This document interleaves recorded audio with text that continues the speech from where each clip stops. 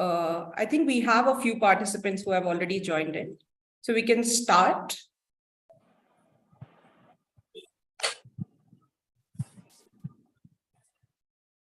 Okay. Aditi, do we have people joining in? Okay. Okay, sure. Okay. Hello and welcome everyone. My name is Nimisha Agrawal. I'm part of public engagement team at Biodiversity Collaborative. Just before we start, just a couple of housekeeping announcements. Please keep yourselves on mute. If you have any questions, type it out in the Q&A box and we will curate them at the end during our Q&A session. This meeting is being recorded and live streamed. Once again, welcome. Today's session is second in our Biodiversity is Us Roundtable series. We believe that biodiversity is intrinsically linked to human well-being. However, there are aspects of biodiversity where we have somehow created contradiction. And one such contradiction is, can India be biodiverse while we feed the nation? Intuitively, it does not even seem like a question. However, our policies since Green Revolution and on-ground realities, the two priorities seem to be pitted against each other. Due to various socio-political reasons, we are prioritizing a chemical-heavy monocultures at the cost of biodiversity. But does it have to be this way? What could be alternative pathways? And can they be implemented at scale? What do different stakeholders think about this? To unpack this, today we have a set of people who have been deeply engaging with this issue at the level of policy making, scientific research, and also socio-economic action on ground. I'm really looking forward for a lively discussion. And without further ado, I would like to welcome our first panelist, Kavita Kuruganthi, a well-known social activist and advocate for farmers' rights and sustainable farm livelihoods. She has been one of the most prominent voices on the issues such as GMO introduction, chemical farming, fertilizer subsidies, and she has a deep understanding on the challenges that our farmers face today. Kavita, I feel agroecology is both science and a movement, isn't it? And therefore, we would like to hear from you about on-ground reality of what does food security look like in India today? And is it compatible or at odds with biodiversity? Over to you, Kavita. Thank you. I hope I'm audible. You can hear me, right? We can hear you right, Kavita. Please go ahead. Yeah. So I guess the question really is, if India is not biodiverse, can it continue to feed its people? And I think every panelist is going to dwell on that bit for sure. And I have some 7-8 things to raise in the context of how biodiversity and food security, which has to be necessarily conceptualized as nutrition security, how they are interrelated and they cannot be pitted against each other. They are not pitted against each other. But let's go back a bit to Green Revolution that you were talking about. And we certainly went wrong big time in India when we assumed that feeding people is all about 2 grains, rice and wheat. And we went seriously wrong with our policy approach, where we thought that with these 2 grains that can be produced in just small islands in the country, which are the Green Revolution pockets, in large quantities with great emphasis on productivity and yields, that food security can be achieved. And in the process, we also depend on imported fertilizers, even as we call ourselves food secure and so on.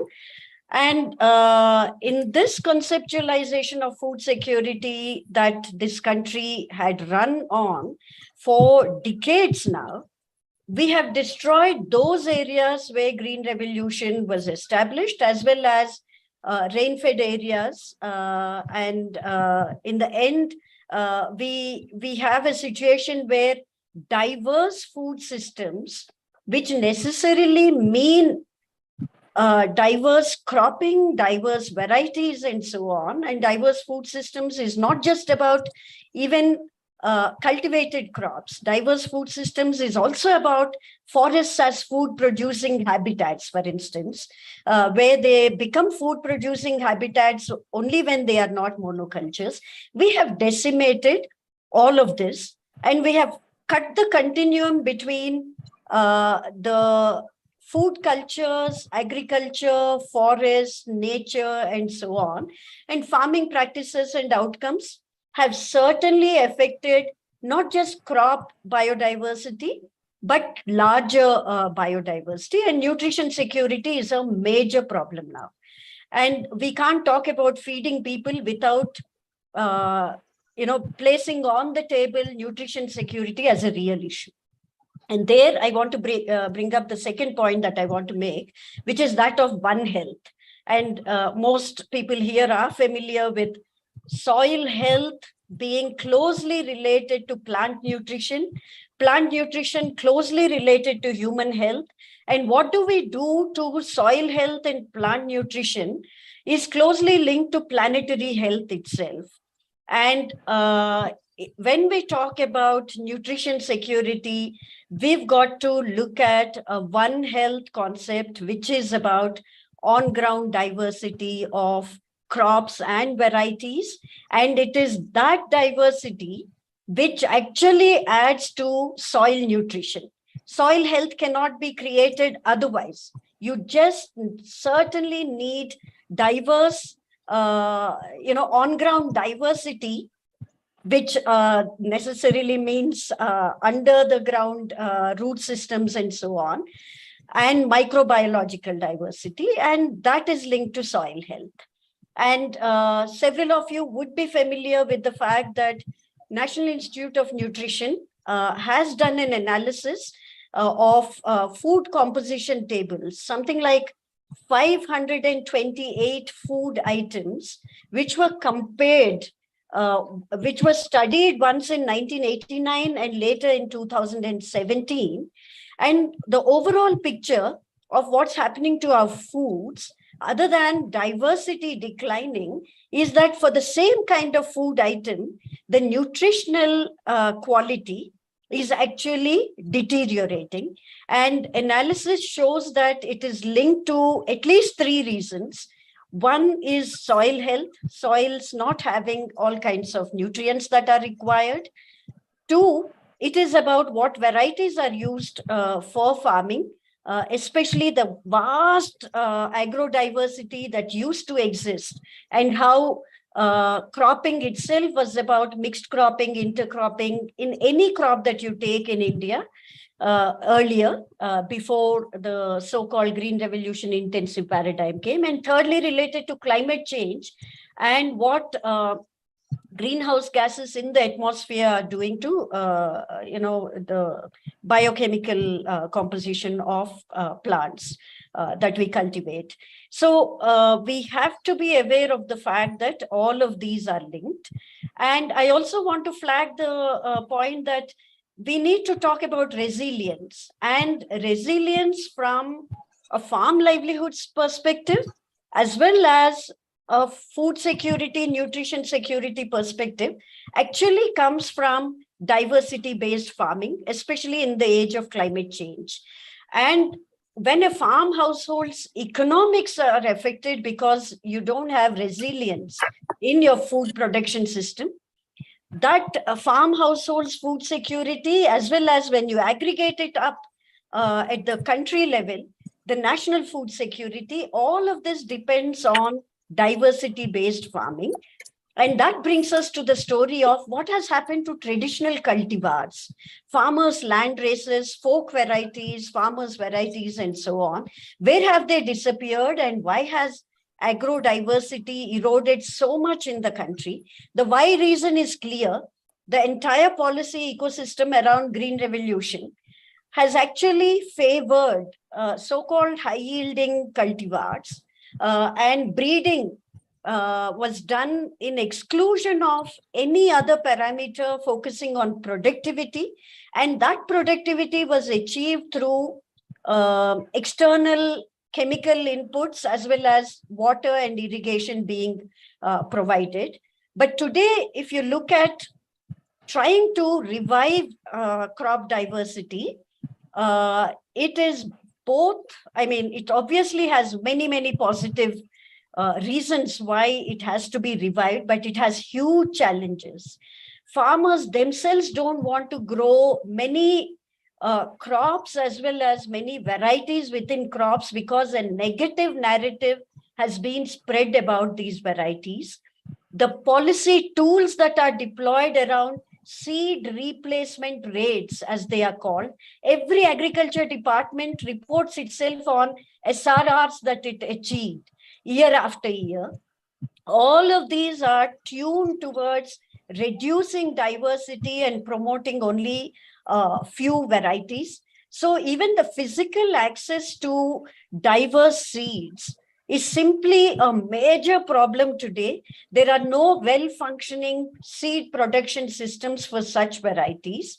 And we need to take a full food systems approach if we want to revive crop diversity and varietal diversity, because unless you work with consumers and unless you work with food enterprises, where food enterprises have to encourage both consumers and producers about why diversity is important.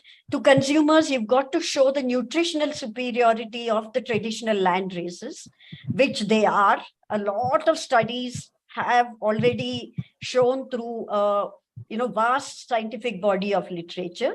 But you've got to encourage consumers in their own enlightened self-interest to pay higher to farmers. And you need farmers to appreciate the greater resilience that these land races give to them, other than maybe profitability if markets are created. And in between, there's a whole host of issues to be addressed, including processing technologies and so on and so forth.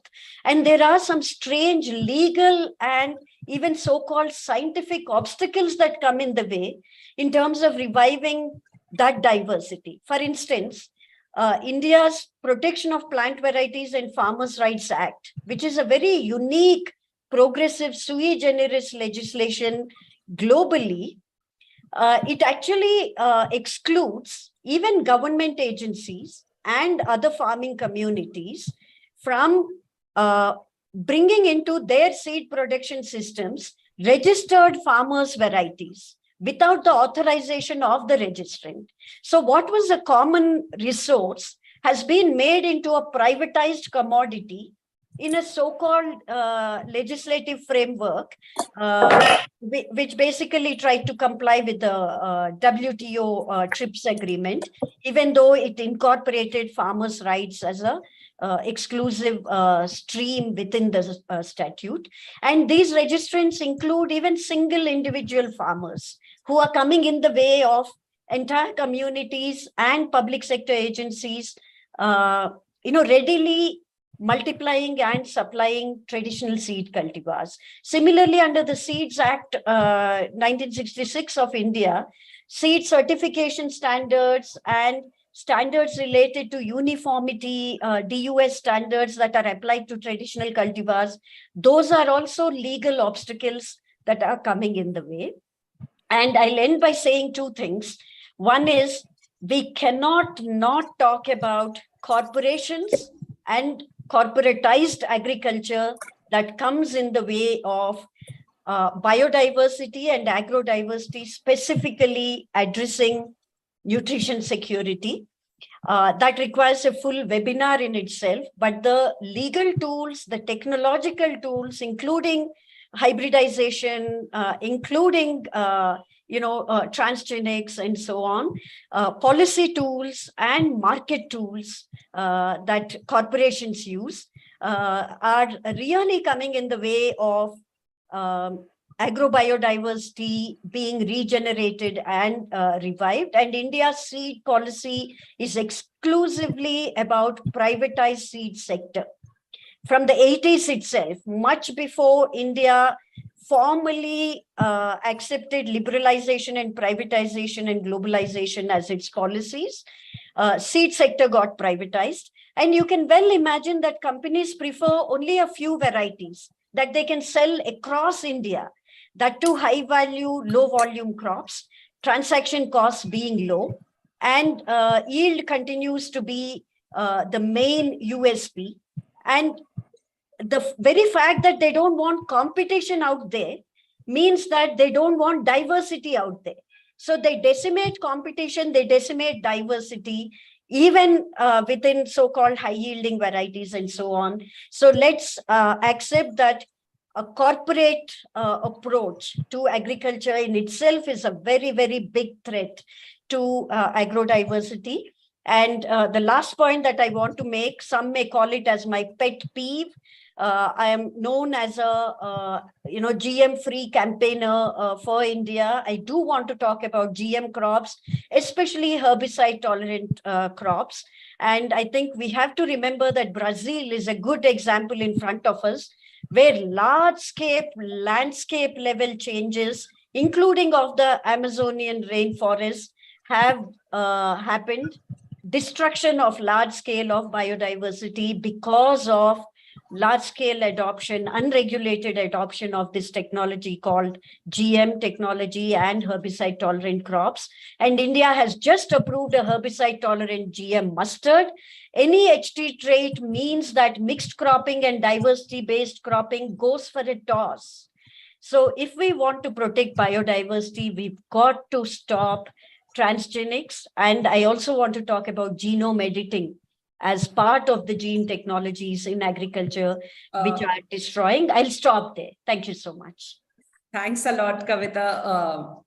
We are slightly over time, but that's all right because the insights were so useful. But I would now like to welcome Devendra Sharma, a distinguished food and trade policy analyst, an award-winning journalist, writer, thinker, and researcher. In his own unique ways, he analyzes international development with local interpretation. Taking forward from where Kavita left off, Devendraji, if you could, we would like to hear from you, what is the current policy landscape moving away from, is it moving away from green revolution? What are some of the practices and policies governments should ensure for having a biodiverse and a food secure future?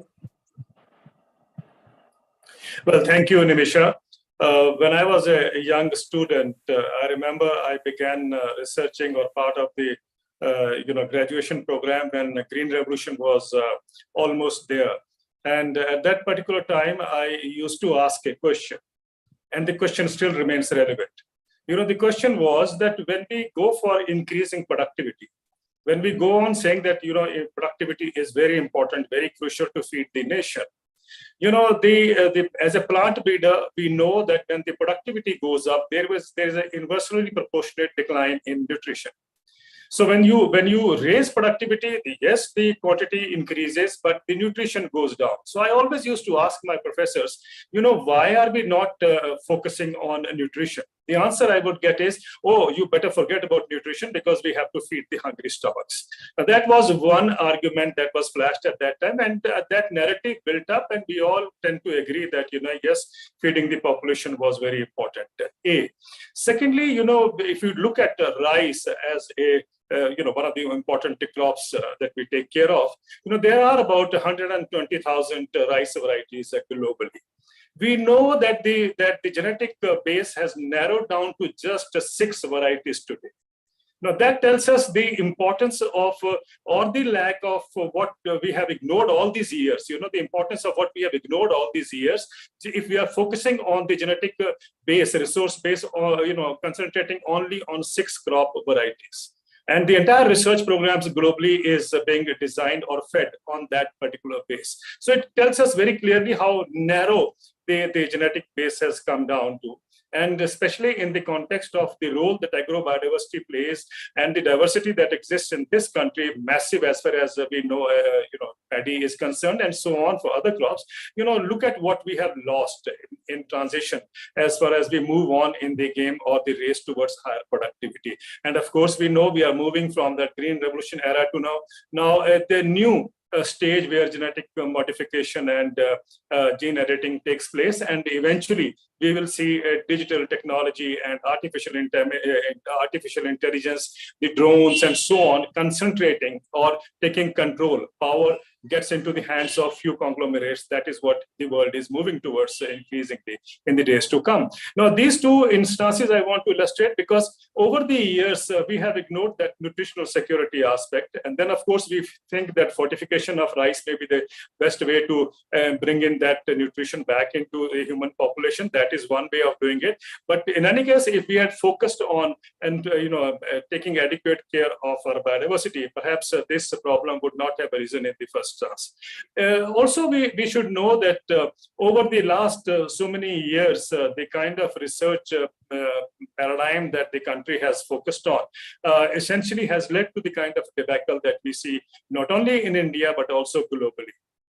We know that agriculture globally is responsible for about 34% of the greenhouse gas emissions. And much of it is because of the kind of intensive farming that takes place. And whether it is Holland or whether it is England or now New Zealand and so on, there is a war against farmers in the developed world today. And that means that increasingly we are asking farmers to get out of agriculture because they have done already a lot of damage to the environment. So the lessons here is perhaps, to move those, the populations or the farming populations from the intensive farming system that we have gone into and go to or come to more agro-diverse and agroecological farming systems. Now, this will bring in both, try to ensure that you are nutritionally taken care of. At the same time, it will ensure that the food security and based on food sovereignty is the way forward, as has been amply demonstrated globally. In this particular scenario, the argument is that we cannot do without these high-yielding varieties or this kind of agriculture, the intensive agriculture, if we have to really feed the country. Your broader question, I think, was very important because that is what is something that is being challenged. The moment you talk about agrobiodiversity, the moment you talk about agroecology, there is a kind of a voice that erupts and which starts to say, no, we have to feed the hungry population. So therefore, we need intensive farming to take place. Even in the European Union, where under the Common Agriculture Policy, a massive allocation has been made this time for agroecological farming system. There is again an opposition there saying that, we will lose our food security status or we will lose our status to feed our own population. But there are ample studies in European Union which tell us that if we were to move to agroecological farming system, by 2050, Europe would have enough food to take care of. It would even have surplus to export to those needy countries and so on and so forth. But the fact of the matter is the dominant thinking or the dominant narrative that has been built over the years is that you cannot move away from the high-yielding varieties or the green revolution kind of pattern that we have evolved over the years. Now, interestingly, in India, which has a huge population of hungry, we have the second largest population of hungry in the world after Nigeria, and which means about 200 million people roughly are nutritionally insecure or nutritionally poor. And in that condition, we have a surplus of food grain stocks, and we believe we need to really increase our food surpluses. But the recent developments that we have seen in our country tells me, is it really food security that we are trying to focus on to increase our productivity or increase our production? If you look at it, a big conference held yesterday and which many newspapers have devoted full pages today to talk about how important biofuels is. I'm surprised that in a country where, as I said earlier, the second largest population of hungry people live, and where we talk of food security, actually we have started diverting food to feed the cars. A bigger program has been launched in India or is also in the progress. We have seen roughly about 2 lakh tons of rice being diverted for ethanol blending in this country. And we also know that in addition to rice, sugarcane and maize are the other crops that are the focus of diversion towards the feeding the cars rather than feeding the human population. Now, if this is a situation that is developing, parallel to what has already happened in America and the European Union. We know in America, about 80 million tons of food grains are diverted for ethanol production. In European Union, about 12 million tons are diverted for ethanol production. And then we talk about food security. I think whose food security are we talking about?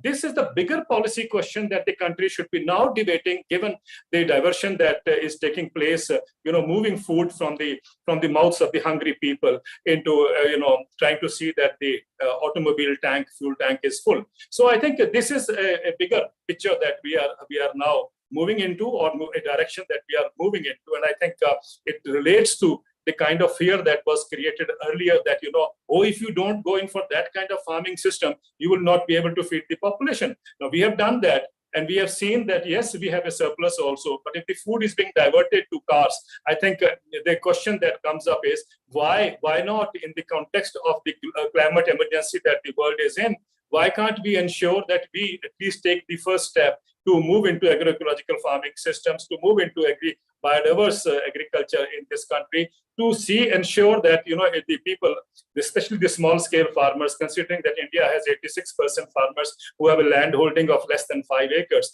I think what is more peculiar, or what could be a kind of a guiding spirit for India, would be that we have to move away from this kind of a system to the kind of system that you are trying to tell us, that we can move on to agrobiodiversity.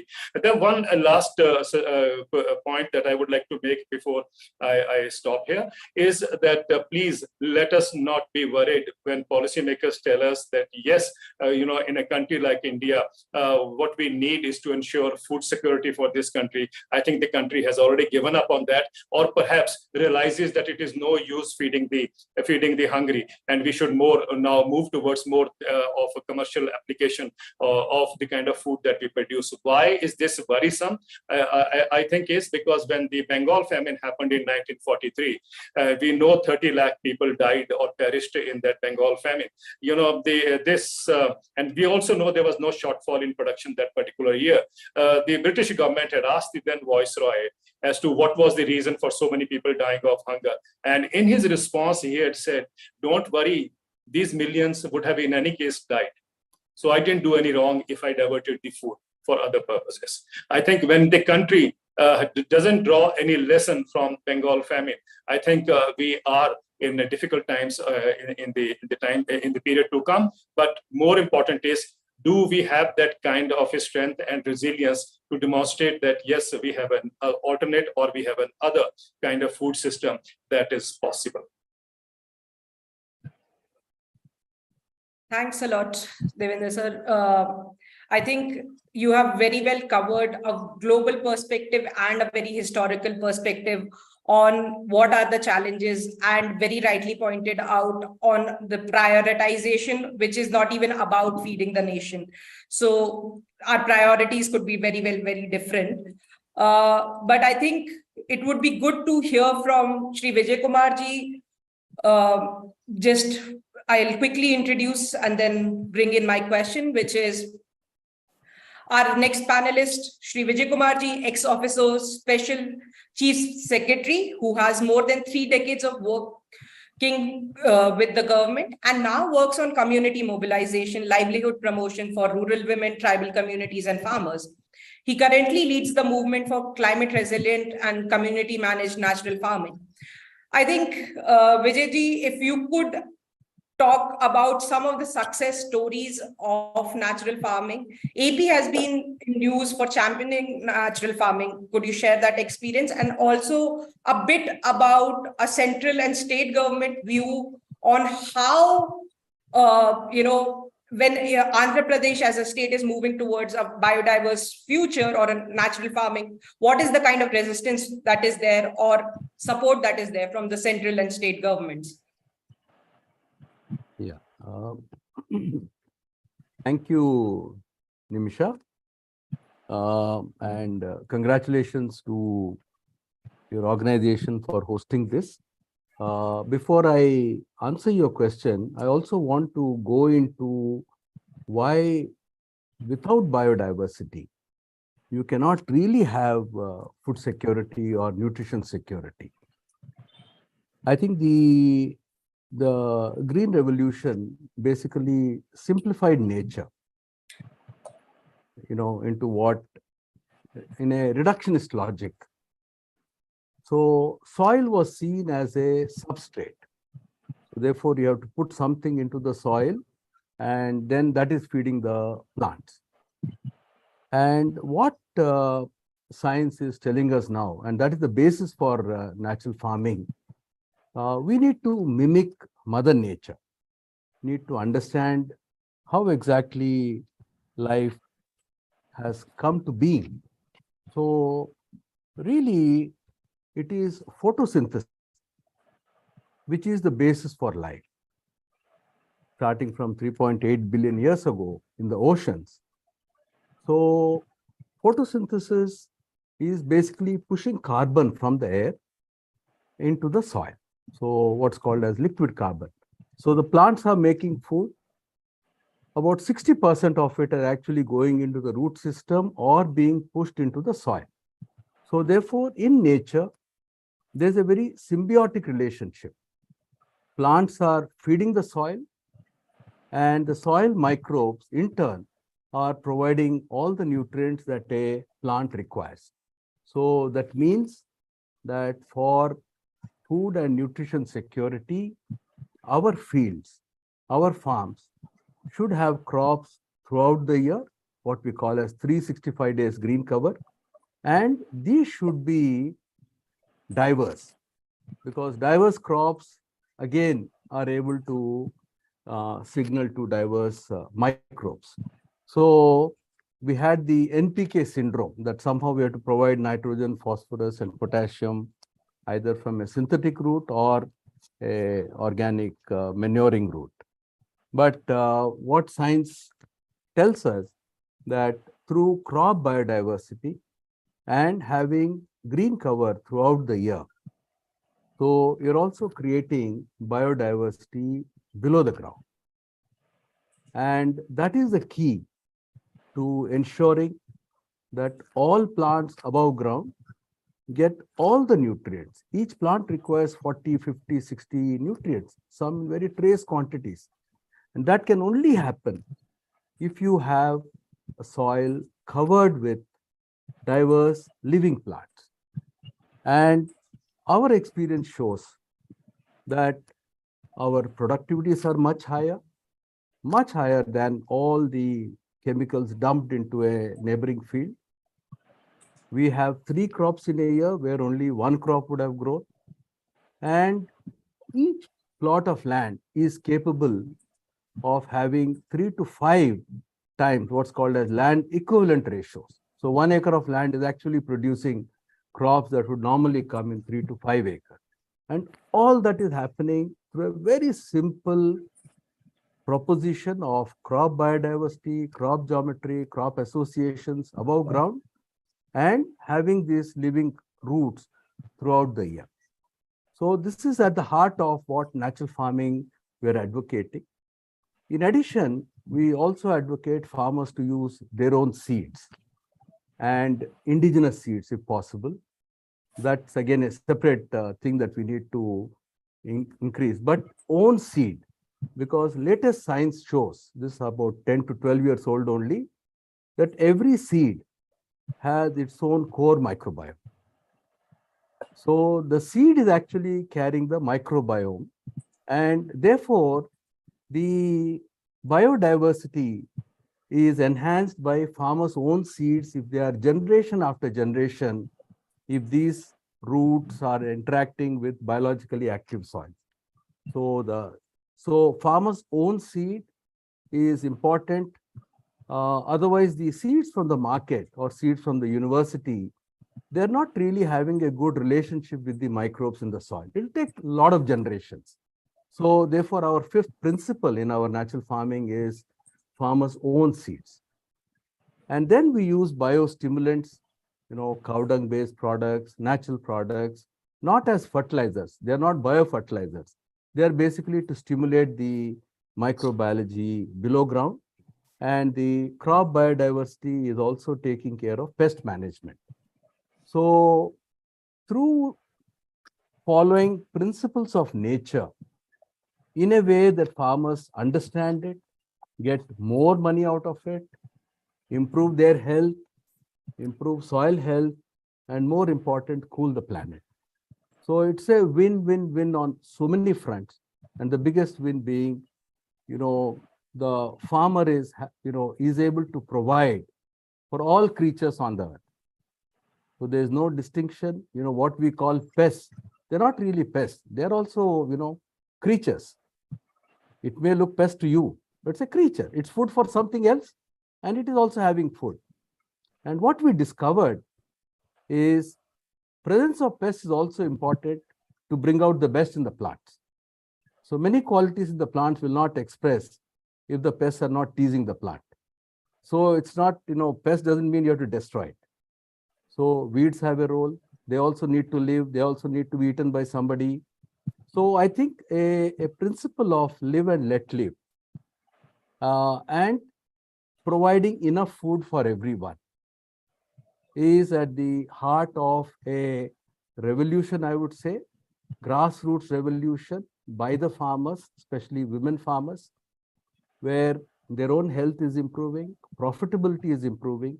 We are seeing farmers earn 5 to 10 times the money they would have earned in chemical agriculture, not 10%, 15%. I'm not satisfied with that. Our farmers should be prosperous, should be resilient to climate change. And that happens in a very simple process of learning from Mother Nature, respecting it, because the kind of scientific development that are happening are all saying that if you are able to replicate or if you're able to implement these principles, it means greater profitability for farmers, health and nutrition security, and environmental health and resilience to climate change. But technology is one part, but the scaling up, how do you take it? I think I'm told I got less than half a minute, so difficult, but then I'll just finish it in half a minute. The knowledge to me, because we have enrolled about 8.5 lakh farmers, 850,000 farmers in our state by 2023. Our target is 10 lakh farmers this year. And they're 14% of the farmers in Andhra Pradesh. So basically this is happening, A, because of government support, B, because of the network of women self-help groups in Andhra Pradesh, which is more than 20 years old. And really it is the genius of the women, their collectives, the way they are able to internalize this and take it forward in their groups, that is responsible. And third is our extension system is totally democratic, farmer to farmer extension system. And we provide long-term hand-holding support to farmers. So shortage of time, prevents me from saying more about it. Perhaps in some questions it can come up. And thank you very much. But essentially, you cannot have food and nutrition security if you do not have biodiversity, and that is the law of nature. If human beings think they are beyond nature, then, I don't know what the consequences are. Over to you.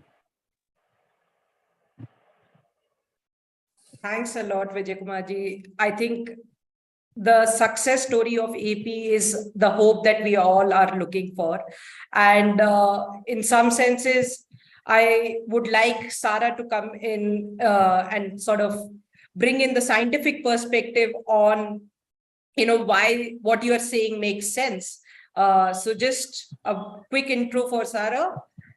Sarah Jones is a scientist at Alliance of Biodiversity International and CIA8.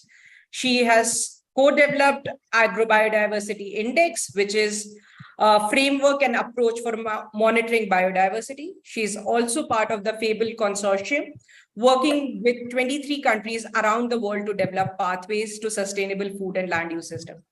Sarah, I think the panelists before you have given in a great example of what is happening. I think we would like to hear from you solutions and scientific solutions to way forward for biodiverse nation and ensuring food security both at the same time. Yeah, great. Thanks so much for the invitation to talk. And you can skip straight to slide 3 because I wanted to just emphasize something that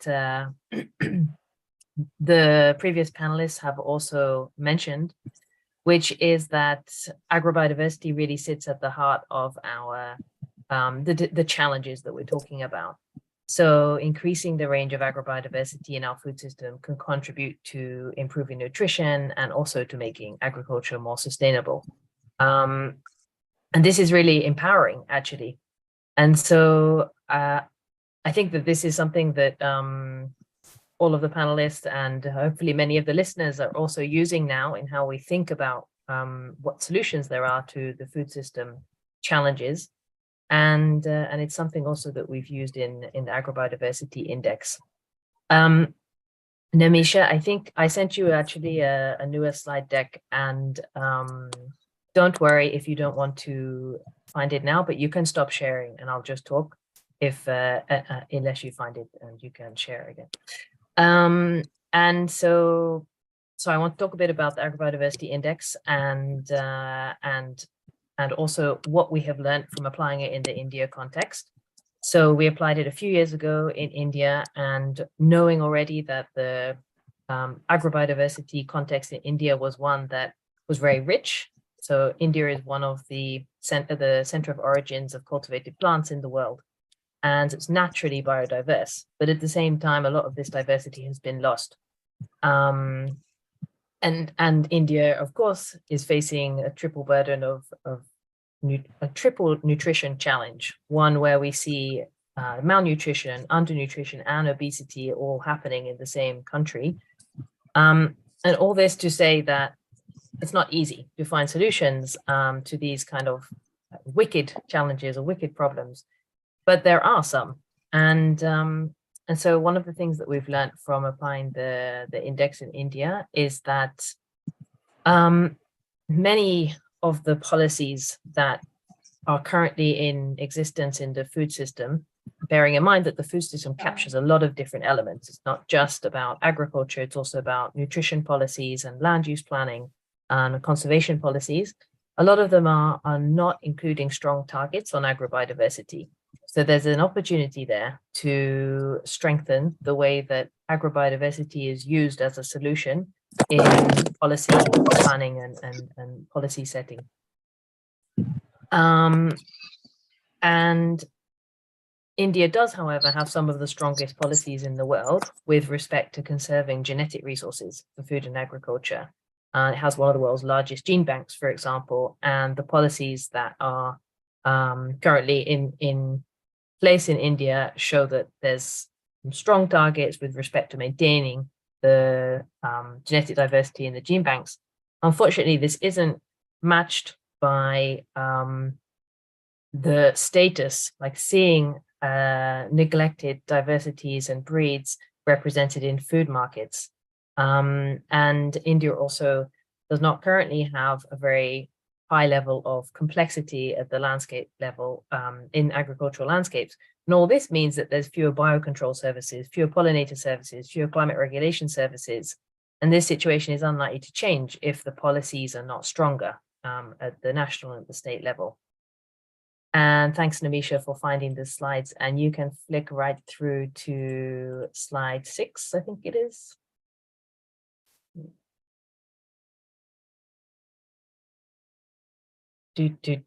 Not that one. Go back a little bit, please. Yeah. Okay. No, there's still the old slides, so don't worry. It's fine. It's not a problem to not show them. Okay. So I just have a couple of more points, which are that we know that stronger policies are important, but also it's very difficult to know if those policies are working unless you have good monitoring systems in place to actually track agrobiodiversity. And in this respect, ICAR are doing some very nice work with trying to collate and close data gaps with respect to agrobiodiversity around the country. And we have had a project with ICAR, so the Alliance of Biodiversity in SEAT, over the last few years that has worked to collate data on fish species, for example, and link this to nutritional profiles of fish. And so 4,830 fish species were documented and mapped across the whole of India. And that's useful because then you can start to understand, okay, where is fish diversity flourishing? Where is it floundering? And where can fish be used to contribute more to filling nutrition gaps? Now we're working with the Plant Bureau and the Animal Genetic Resource Bureau to do the same thing for livestock and for crop genetic resources. It's a big task. And I think that actually there's not many countries that are effectively closing their monitoring system, data gaps within their monitoring systems. And it's an important step. And the other kind of success story that I see happening in India, although I just wanted to mention, is that like ICAR and other institutes are using this information that now exists on agrobiodiversity to design more effective interventions. And so one example of that is from a Jeff-funded project that Jai Rana, my colleague, has been leading, which has just ended. And from knowledge of the crop varieties that exist in gene banks and in on farm in some like 8 regions of northern India, it allowed researchers to characterize which were the lost varieties and to reintroduce those lost varieties into a range of promising traits into farms for farmers to then decide which varieties they preferred and found productive in their fields. And that led to 41 land races being reintroduced, which is only a drop in the ocean. There's a lot more land races out there that might be valuable in farm and help address some of the challenges that farmers face at the moment. But it's a great start.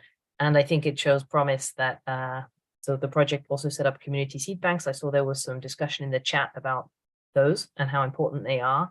And indeed, it has helped farmers to be able to have better access to locally adapted seeds and to share their seeds. So they're more independent and able to react to future challenges. So my main message is that agrobiodiverse food systems are healthier for people and also for nature. And there's a lot of science now showing this. I didn't have time to really talk much about that, but I can send a long list of papers which prove it. And basically it won't work if we continue on track of using agricultural land solely to produce food for maximum profit. We need agricultural land to produce for climate resilience, produce for closing nutrition gaps, and produce in ways that help sustain biodiversity. So I'm looking forward to seeing what India does on this topic in the future, and I know I'm out of time. Thanks a lot, everyone. This was indeed very engaging discussion. I wish we had a little bit more time for all of our panelists, but I think a few points that stayed with me through this conversation, one, especially when Kavita started with on how wrong is the conceptualization of food security and nutritional security have been hurting us, and how we need to take a kind of One Health approach and look at soil health being the driver of human well-being and climate resilience. Another interesting point that Devendra sir made was observation on the fact that genetic base has come down drastically. And even though we are the second largest population, we are diverting the food we need to feed our population to the cars. And then we need to basically ask the question again, which is, whose food security are we really talking about? And Shri Vijay Kumar's point on, Green Revolution kind of taking a reductionist paradigm. So while there have been amazing results mimicking Mother Nature, focusing on soil health, farmers using their own seed, we are in some senses pushed to reimagine the role every component that plays in farming, whether it's pests or weed, the philosophy of live and let live, and how that has been economically beneficial as well. And finally, Sarah, you talking about the triple nutrition challenge of malnutrition, undernutrition, and obesity, all are, not being looked at, while the Agrobiodiversity Index as a scientific way forward does talk about including these parameters. And also, thank you for bringing in India-specific data points and examples. I'm sure many people in the audience would be interested to go through the research. A topic like this is too vast, too layered to be covered in one roundtable. But I hope that we have some time for a few questions. Thank you, Kavita, for answering some of the questions that our members posed. But we'll take one or two quick questions. We are going to request all the panel. We are going to send a list of questions to all our panelists. If you have time, please do answer so that we can send it back to people who have attended. But let's look at some of the questions that we have. We have about 25 questions, and I don't think so we'll be able to answer all of them. So how about the...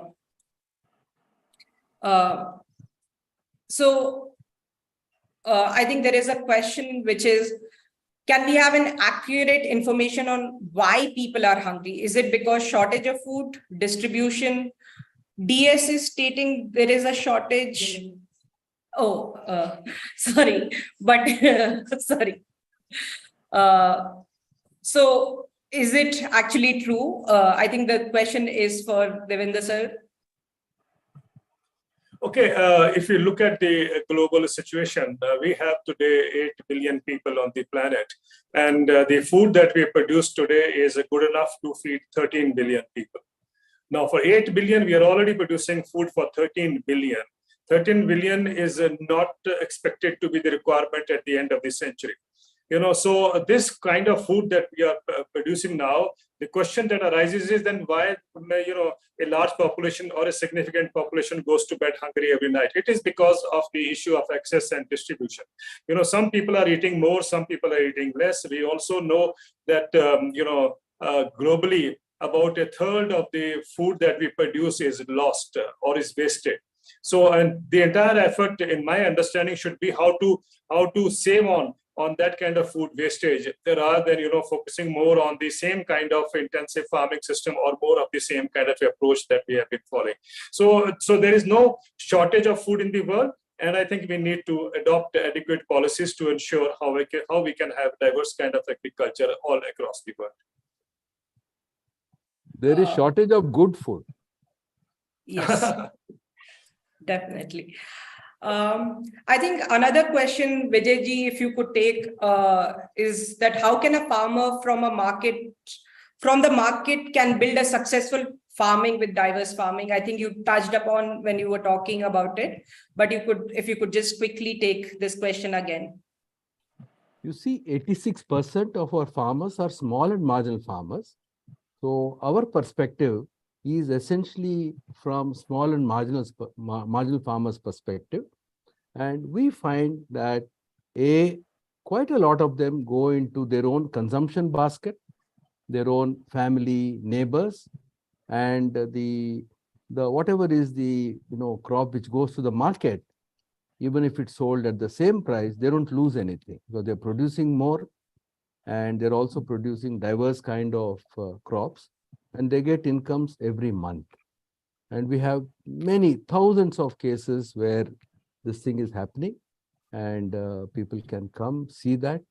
So it's not theory, it is actually happening on a very large scale. So it's not really an issue. If somebody is looking at a farmer with 20 acres, 50 acres, how are they going to manage diverse crops and all that, then it's a problem. But we decided that we will look at this 86% who are small and marginal. They are the ones who are really in need of livelihood security, food security. And we are saying that every farmer should earn income every month, not once a year, every month. So money coming from diverse crops.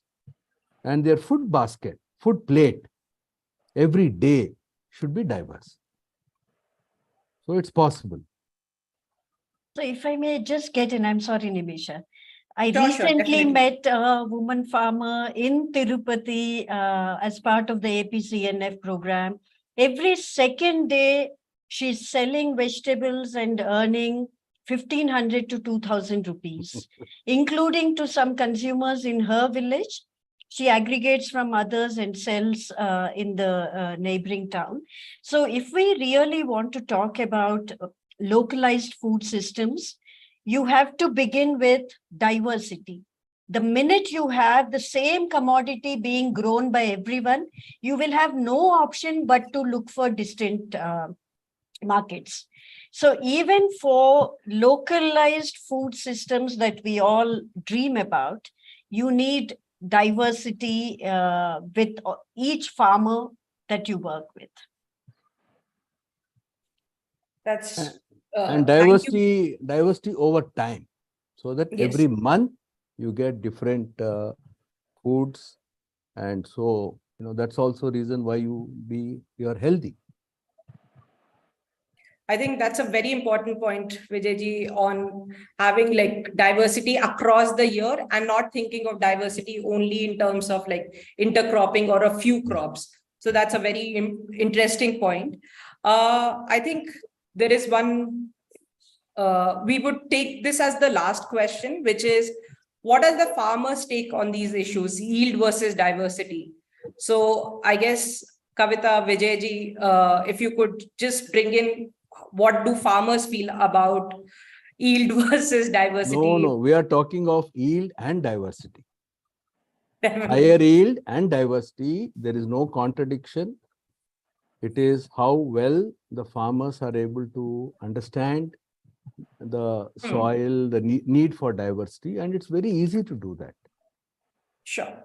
I think we'll take one last question, which is that currently there is a surge going on in India for adoption of millets, but then we see that many states' millet missions are focusing on one or two major millets. Wouldn't it have the same monoculture farming, because we are losing many land races of other minor millets which have many aspects of benefits themselves? I think this is an important, this thing happened with rice, with wheat, and now is happening with millet. So any comments? So sorry, Vijayji, after you. No, we are encouraging intercrops within millets. So I'm not only worried about, only millets. I'm also worried that intercrops, we are having pulses, oil seeds within millets, and then also having multiple millets in the similar plot of land. Some as border crops, some as intercrops. So absolutely, I agree. We should not have any, monocropping even in millets. I mean, then you are in the same downhill race as happened with rice and wheat. I wanted to add that the best example of millets is actually Odisha Millets Mission, and there we find that the land races are performing so well that some scientists are wondering whether one is going wrong with the crop cutting experiments that have been conducted. And that is a state where, for the first time in India, a seed release committee at the state level has been created for traditional varieties.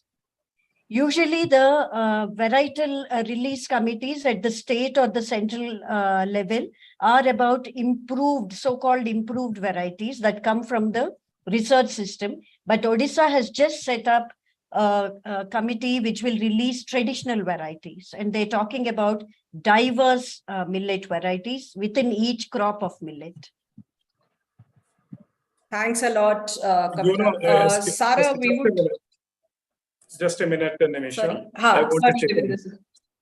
I want to chip in here. I think the example that Kavita gave us about traditional varieties being, part of the program in Odisha, I think is very important, because, let us not commit the same mistake with millets that we did with rice and wheat or with other crops. Because when you increase productivity, when we talk of improved varieties coming in, we are basically aiming at increasing productivity, which means the nutrition goes down.